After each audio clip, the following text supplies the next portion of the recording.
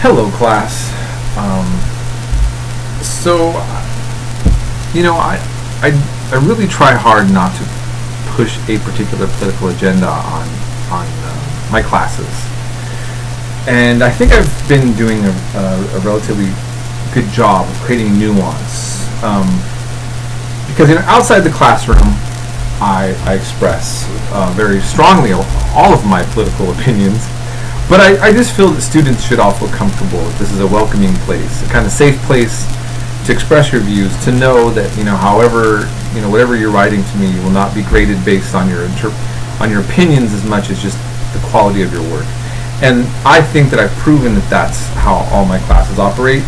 And I've been able to get along with all of my students wherever they are on the spectrum of politics thus far. So I want to continue that with all of you. But I do feel under this recent circumstance over what's happened with DACA to take an outward position, as many of your professors I think are doing right now, which is to express absolute disgust with what's taking place. And disgust is a hard word, I realize, but I think that this is a hard action worthy of that. And I want to say something that may shock some of you. I really don't care about the legal debate, the debate of what is legal or illegal. and here's why, and here's what I'm talking about. I have a question about the moral issue. And this isn't, I think most of us who work in education are not taking this position. I think most of us are taking the position that I'm saying right now. And it's not based on so much our politics. It's based on our circumstance. And here's what I mean. I've been a substitute teacher for many years, for more years than I've even actually taught as a professor. Actually, some of my students here in this class are ones that I had as a substitute when I was a substitute teacher. And I taught kindergarten to 6th grade to high school for years, substitute taught. And some of these kids I watched leave elementary to middle school to high school, and now some of them are here with me at the junior college level. And many of my students are children who were here since a very young age, but they're not here legally. This is not a choice that any of them made. And this is the only country that they know. I don't remember what was going on in my life when I was 4, or maybe short memories, right? If I found out that I was actually born somewhere else, like this whole time, and I was told, well, you really belong somewhere else, no, that doesn't work for me. And the issue is that, like, we are invested in our community. I'm sorry. The government allowed this to take place, to be blunt. And we can have a debate, if you want, about what to do about the situation with borders and being documented or undocumented. I think that these are all fair discussions.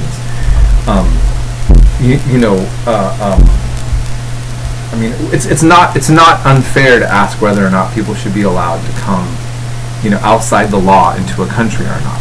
That's a fair discussion to have, right? But when we're talking about people that we've had in our communities for years that's grown up here, and then we're threatening to deport them, I'm not going to accept this morally. Okay, so that's where I stand on it. Like, when we talk about, like, what's constitutional, I don't know what is constitutional. Presidents can pardon people who commit crimes. We had a law enforcement officer that was arrested, and he just recently got pardoned because the president felt that he was morally right, even though that he was against the law. And other presidents that were Democrats have did the same thing. So I guess this is where we're at. I don't know. I don't really know what to say to elaborate on that. And so I have some information that I took off another website for the students to see.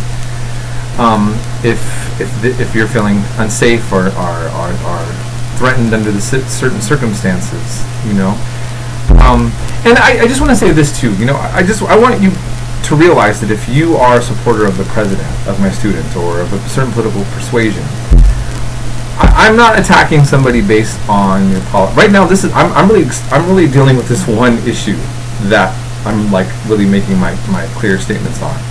And I also want to kind of elaborate on this just a little bit. Right now, many of you may not realize this, but I used to live in Modesto. I used to teach face-to-face. I currently live in Portland, Oregon.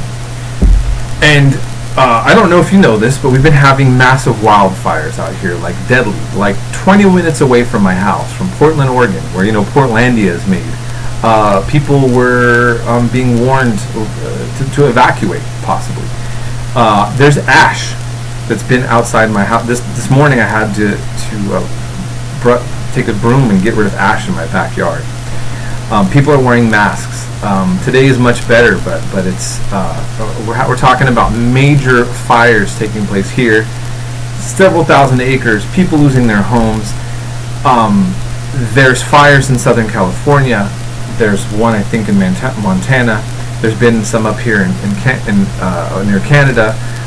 And then we have the flooding in Houston. We have what's happening in Florida and the Caribbean, right?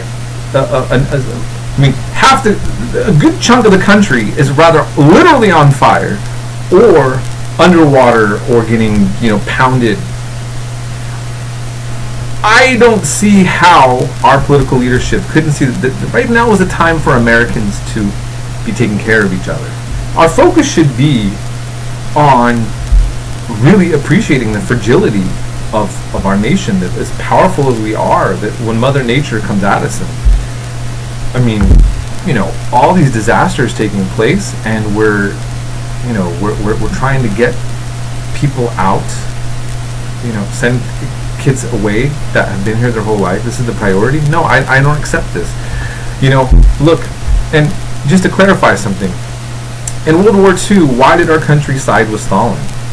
And why did Churchill side with Stalin? Not because all three knew that they weren't of the same mind. There was a greater enemy that they had to conquer first. Like, they had to unify, right, for a greater cause. To me right now, whatever your political ideology is, like, to me, is irrelevant. Like, we should be, like, doing our best to take care of each other. So, no, I don't accept the idea of, like, kicking out of people who've been here their whole lives as a priority.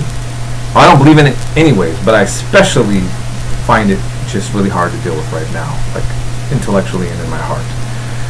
So that's just my take on this, okay? Take it or leave it. I hope the best for everybody right now. There's nothing more for me to say. So that's all. All right. If anybody needs anything, get in contact with me. By the way, my cell phone is messing up. I spent half my day trying to fix it. I can get text, but I can't text you back because my phone's not letting me text people back. It's not working. So I don't know. Nothing's working nowadays. Nothing's working. Okay. All right. We'll be in touch.